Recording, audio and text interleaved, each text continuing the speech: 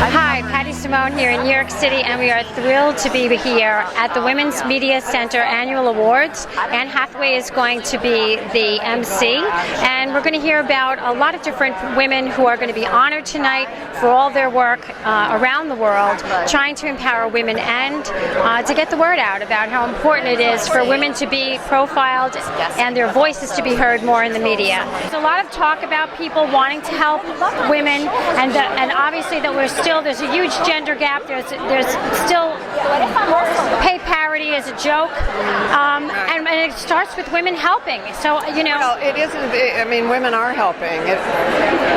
It is happening.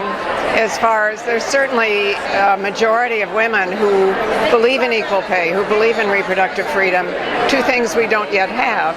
So the problem is more the opposition, and especially the people who are trying to say the movement is over when actually it's not even halfway there. No, that's the sad fact of it. I mean, I've been keeping track of things. Obviously, I'm a little bit older also than some of the other folks in this lineup, and it just seems to me that it's sluggish. And some of the things that go on to do it. I mean, there's no secret except actually doing it and doing it every day and hanging out with people who are doing it too, so we don't feel alone and crazy. If you had to give advice to somebody who's a young person who's seeing kind of mixed messages, especially in the media still, about what's going on, shows and representation of women in the media, what message would you give them?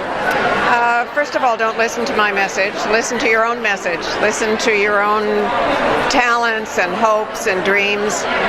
Remember that the differences between males and females or between races are less than the individual difference. So the question is, who are we as individuals? And go for it. I couldn't help hearing some of the things that you were saying before about how we're not getting the opportunities, but how we should be able to. Right, and I think how easy is it? Are we able to move up? And I think that's one of the biggest things. I think it's great that women are journalists. I think we could have more, and I also think that we can go higher. So the doors are open. How do we get through those doors and then open the next one? Right. And that's the biggest thing. And do you think that part of it is awareness? Just being aware of what certain things are. Part of it is our hesitancy to ask for what we want. I think it's a combination of everything. I think it's a combination of what the office culture is. I think it's also somewhat of what as women are in general. We advocate for everybody else, but we have a hard time advocating for ourselves as the individual. So I think it's a complicated, multifaceted issue that needs to be broken down, dissected, and put back together. What I find sometimes, there's so many women that are gracious and generous, but there's still a contingent of them who are not, or us, I should say, who are maybe not as willing to help someone. They've made their way, they've made their mark, and they're not looking to do the next thing of helping the people, on the way up the ladder.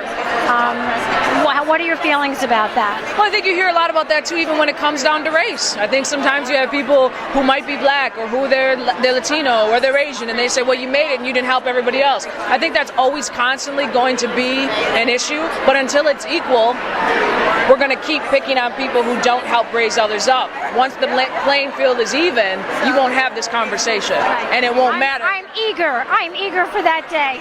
Right, and then it won't matter. So we just need to get there by any means necessary, and some people help, and if they're not helping, move on.